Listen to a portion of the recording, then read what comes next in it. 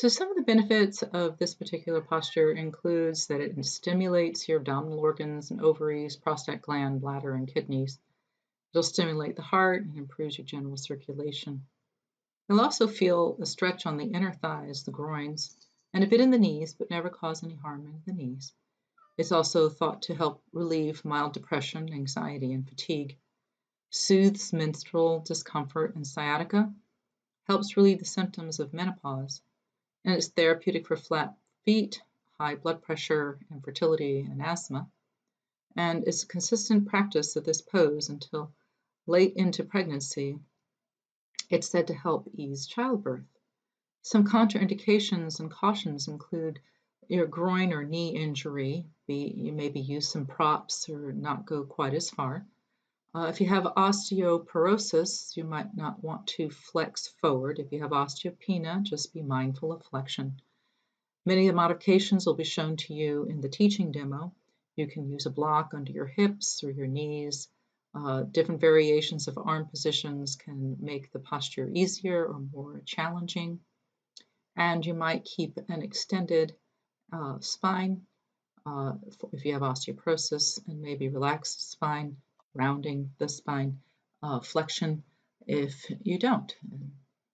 So here we go. We're going to move into a teaching demo next. In this segment, we'll also be doing Gavasana, child's pose, also called sometimes other names. Balasana is another one. The benefits of it gently stretches your hips and thighs and ankles. It calms the brain and helps relieve stress and fatigue. Relieves back and neck pain when done with head and torso supported. Some cautions if you're experiencing diarrhea, and this will come up with many other postures. Any digestive issues going on, you might not want to press your belly with your thighs. During pregnancy, you would probably have your legs out wider, maybe use some support. If you have knee injury, you might put blankets underneath your hips. If you have an ankle injury, you might put a blanket under your ankles, or alternately, knee or ankle injury, you might just roll on your back and hug your knees into your chest. So modifications includes using blankets for your hips, thighs, ankles, and the floor, and spreading your knees out more like a V for ease. And again, just rolling over onto your back in the knee chest position. Okay, our next posture is boat pose. And this is a prone boat pose, meaning you're on your belly, as opposed to the one that you might have seen in other fitness classes where you're seated, and they're all equally valid. This is a great entry posture for back bending and getting you strong in your core. I'm going to follow it with child's pose, and then we're going to do a teaching demo after the silent demo. Here we go.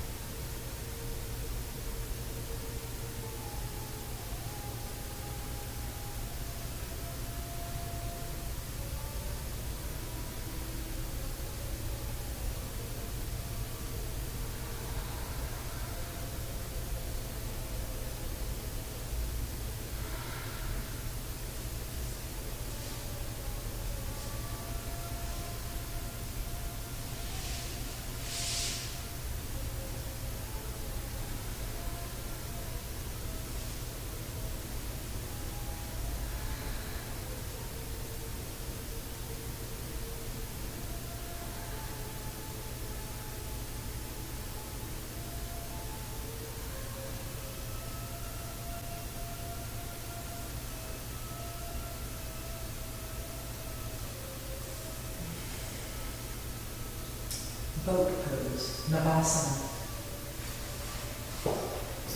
So props can be used for this as well. Any of the back bends from the belly You are able to use a blanket under your hips, especially if you tend to be kind of bony here.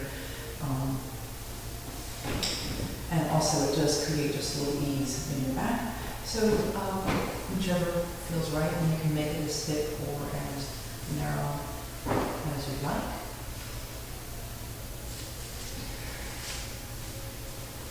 So I'll demonstrate how you could vary this first, and then I'm going to show you, I'm going to do the demos for the boat pose and give you some variations, and I'll do the variations for child's pose. So again, the blanket can be under your hips, hands alongside the body, feel the energy of your feet, go up and down, and you can move into this posture by just simply lifting your trunk. And maybe that's your first stage where you need to stay and just breathe. And maybe just lift the legs. And you want to keep yourself breathing. And maybe just keep your hand on that. And you could also let that go. You could also do it more challenging where you lift it all. On the inhale, and then let your body exhale. And then you inhale and lift. And you exhale.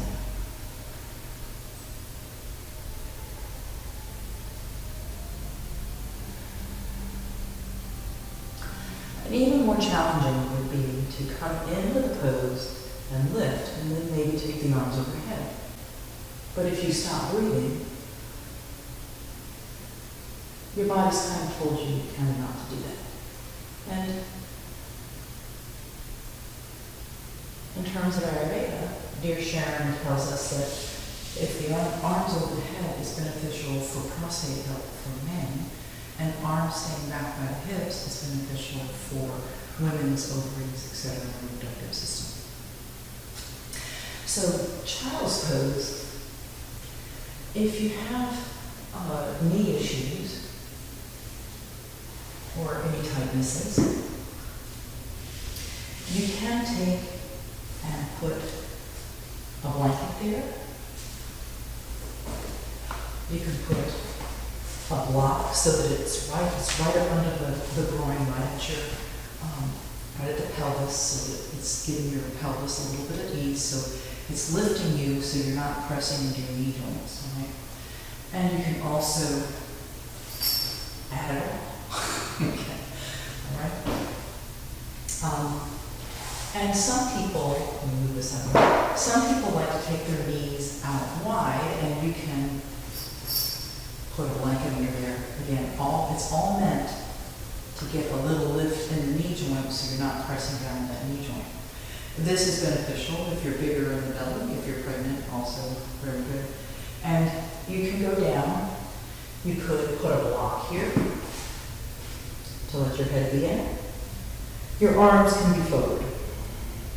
Okay.